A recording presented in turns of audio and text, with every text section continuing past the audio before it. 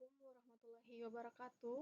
Perkenalkan, nama saya Dian Masneni NZ, kelas MJ 504, mata kuliah Manajemen Risiko, akan memaparkan materi terkait manajemen risiko untuk membahas tugas terstruktur dari dosen Bapak Joko Suharyanto.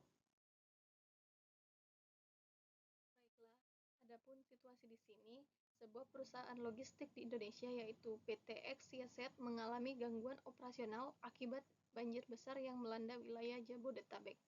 Akibatnya, resiko utama yang dihadapi oleh PT XYZ dalam kasus ini yaitu pertama adalah risiko operasional.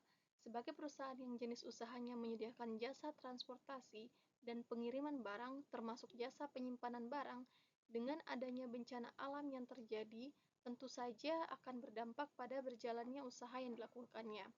Akibatnya, oleh adanya akses jalan yang ditutup dan terjadinya kerusakan infrastruktur, sehingga menimbulkan risiko-risiko yaitu pertama yaitu keterlambatan pengiriman barang, kemudian penghentian sementara operasional, ketiga kehilangan kontrol atas rantai pasokan, kemudian yang keempat gangguan komunikasi dengan mitra dan pelanggan.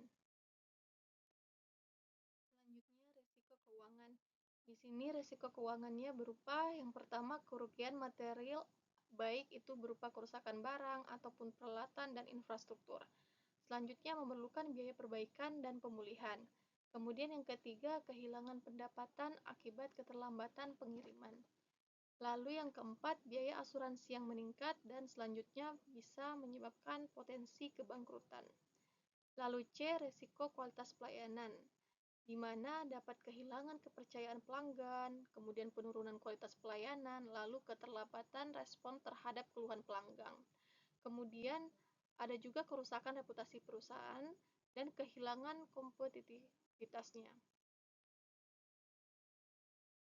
Lalu resiko kesehatan dan keselamatan, di mana dapat menyebabkan cedera atau kematian karyawan, kemudian kerusakan fasilitas dan peralatan, selanjutnya dapat terjadi paparan bahaya lingkungan, bisa berupa air banjir yang terkontaminasi, kemudian karyawan di sini dapat mengalami stres dan kelelahan, lalu dapat muncul resiko penyakit karena kondisi lingkungan yang buruk.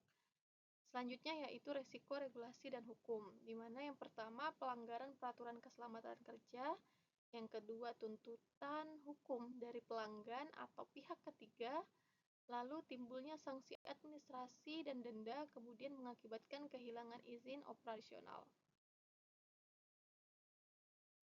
Adapun risiko lainnya yang dialami oleh PT XYZ akibat terjadinya bencana alam banjir besar yang melanda wilayah Jabodetabek, yaitu gangguan atas rantai pasokan, lalu kerusakan data dan sistem informasi, kemudian kehilangan aset intelektual dan risiko keamanan atau pencurian atau kehilangan barang. Adapun poin selanjutnya yaitu bagaimana dampak risiko tersebut terhadap keberlanjutan bisnis perusahaan. Yang pertama ada dampak operasional. Keterlambatan pengiriman. Banjir besar dapat menyebabkan keterlambatan pengiriman barang sehingga mempengaruhi kepercayaan pelanggan. Kemudian kerusakan infrastruktur. Nah, kerusakan ini bisa merupakan kerusakan jalan, jembatan, dan gudang dapat menghambat kegiatan operasional perusahaan logistik. Lalu penghentian sementara. Kegiatan operasional perusahaan logistik terhenti sementara waktu karena bencana banjir. Lalu B. Dampak keuangan. Yang pertama yaitu kerugian material. Kerusakan barang, peralatan, dan infrastruktur dapat menyebabkan kerugian material yang signifikan. Lalu biaya perbaikan. Biaya perbaikan dan pemulihan infrastruktur yang rusak dapat sangat besar, dan lalu kehilangan pendapatan. Keterlambatan pengiriman dan penghentian sementara operasional dapat menyebabkan kehilangan pendapatan pada karyawan. Yang ke-C, dampak kualitas pelayanan. Kehilangan kepercayaan pelanggan, keterlambatan pengiriman, dan kerusakan barang dapat menyebabkan kehilangan kepercayaan pelanggan.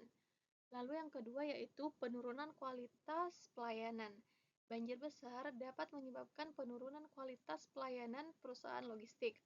Lalu yang ketiga kerusakan reputasi, di mana kerusakan reputasi perusahaan logistik dapat terjadi jika tidak dapat memenuhi kebutuhan pelanggan.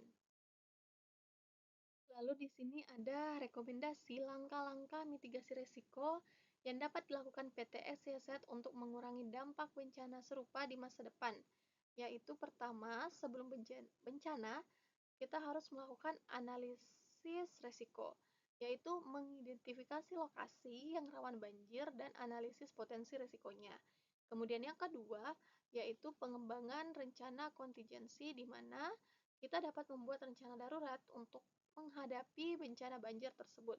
Kemudian yang ketiga, asuransikan infrastruktur, peralatan, dan barang untuk mengurangi kerugian material.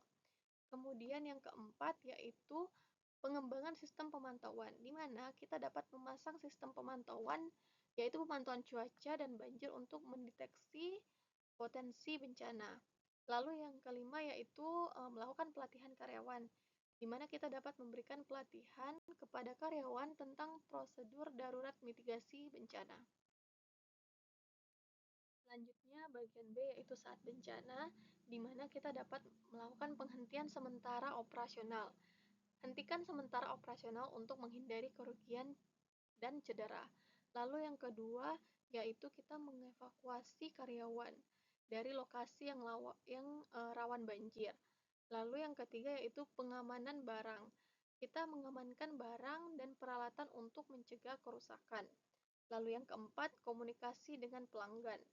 Uh, kita dapat memberikan informasi kepada pelanggan tentang status pengiriman dan operasional. Lalu yang kelima, koordinasi dengan pihak berwenang. Koordinasikan dengan pihak berwenang untuk mendapatkan bantuan dan informasi. Baiklah, cukup sekian paparan materi saya terkait manajemen risiko untuk tugas terstruktur kali ini. Saya Dian Masneni Anset, kelas MJ 504, pamit undur diri. Assalamualaikum warahmatullahi wabarakatuh.